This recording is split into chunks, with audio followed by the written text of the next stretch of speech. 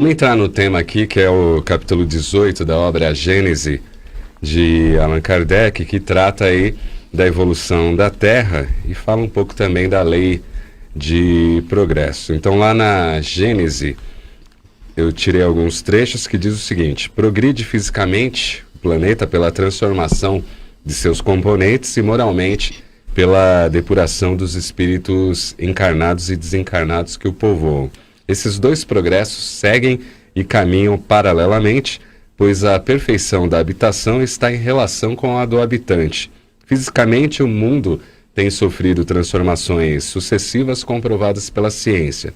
Moralmente, a humanidade progride pelo desenvolvimento da inteligência, o senso moral e do abrandamento dos costumes. No que diz respeito às maneiras em que a progressão dos mundos acontece, o Kardec continua: esse duplo progresso acontece de duas maneiras. Uma é lenta, gradual e imperceptível, outra é por bruscas mudanças, cada uma das quais corresponde a um movimento ascensional mais rápido que marca por características bem definidas períodos progressivos da humanidade. Pelas mudanças lentas e graduais, pode-se considerar as épocas consecutivas, por exemplo, nos costumes, nas leis. Já no Evangelho segundo o Espiritismo, no capítulo 3º, encontramos a seguinte passagem sobre a progressão dos mundos. Os mundos progridem porque a humanidade progride. A situação da criatura humana, superior ou inferior, varia de acordo com o ponto de vista analisado. Portanto, tendo como ponto de partida os encarnados que estão sujeitos às provas e expiações. Aqueles que estão acima não estão mais sujeitos a doenças, possuem um sentido mais apurado e uma longevidade maior. Já os que estão abaixo têm por lei a força bruta e a justiça não predomina. Aqui no planeta Terra ainda há um predomínio da ambição, vaidade e orgulho, porém nós estamos progredindo. Vale citar que essa questão de acima e abaixo, né, é só didática. No mundo espiritual não existe essa classificação de hierarquias, né, que você está mais baixo, mais acima, e sim tem a questão moral, que aí sim é o que diferencia os espíritos. Como analisar, pela ótica espírita, essa questão da progressão dos mundos, Elaine? O Espiritismo trata muito dessa matéria, né? A gente vê isso tanto no Livro dos Espíritos, no Evangelho, na Gênese, e acho que é uma das forças aí que nos move, que é o progresso, né? O nosso adiantamento. Então, eu gosto muito de pensar, Cláudia, assim, da gente fazer uma análise e olhar para dentro da gente e ver o quanto a gente vem progredindo de uns anos para cá, quando a gente se predispõe ao estudo do Espiritismo, por exemplo, quando a gente olha para trás e vê o quanto a gente já progrediu, né? E pensar que isso se aplica a tudo, né, que está nesse planeta e em outros planetas também no universo.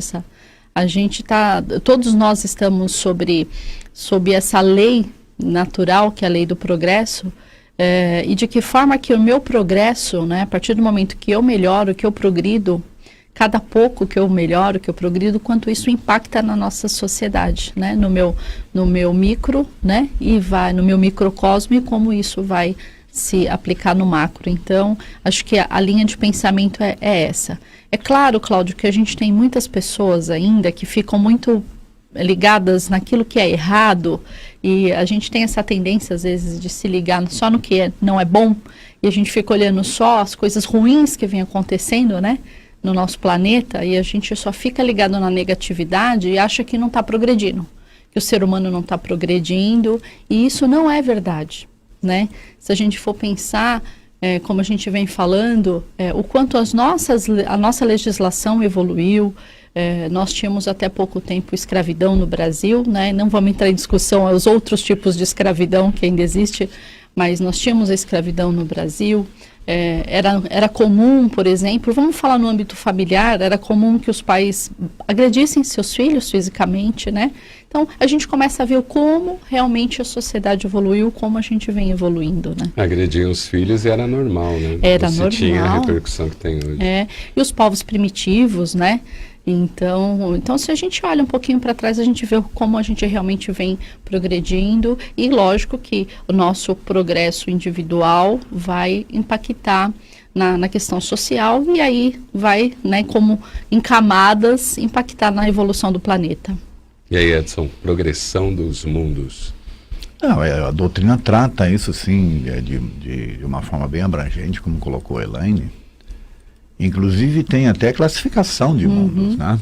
Se a gente for analisar lá, existe, se não me engano, são 5, né? Partindo lá do primitivo, né? Provas e expiações. Que é o nosso, né? Regeneração. Mundos ditosos. Felizes, né? Acho que são. Ditosos e felizes, assim. eu abri até aqui.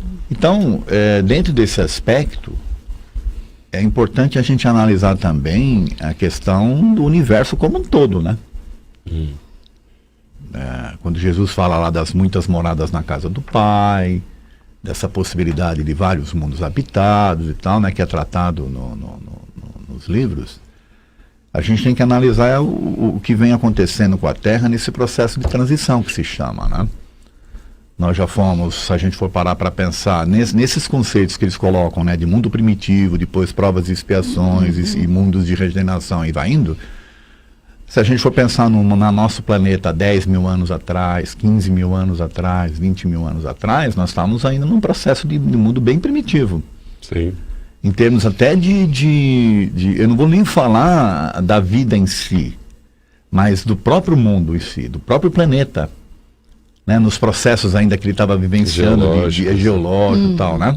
De resfriamento. Basta a gente ver o que aconteceu na nossa história com os dinossauros, por exemplo. Teve uma época aí que existia, né? E depois foi dizimado em função das mudanças climáticas, né? Da própria mudança do planeta em si.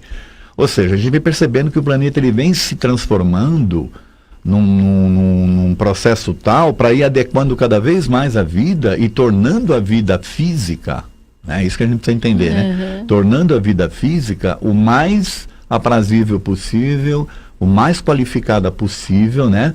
Para poder atender os quesitos de transformação do espírito. É isso que a gente tem que analisar, né? Dentro desse contexto. E é coisa que às vezes não para pensar. E existe um outro contexto também que a doutrina mostra, é que não existe o acaso. Então a extinção dos dinossauros provavelmente é programada para depois surgir o homem, porque não conseguiríamos conviver com ocupar o mesmo planeta, espaço, né? Então a vinda de um... Apesar de que tem uns caras que parecem uns dinossauros. Parece. Então a vinda de um asteroide dizimando esta raça, né, que existia no planeta, também entra na lei de destruição, né? Então é uma programação, né? E às vezes as pessoas não fazem essa ligação. As leis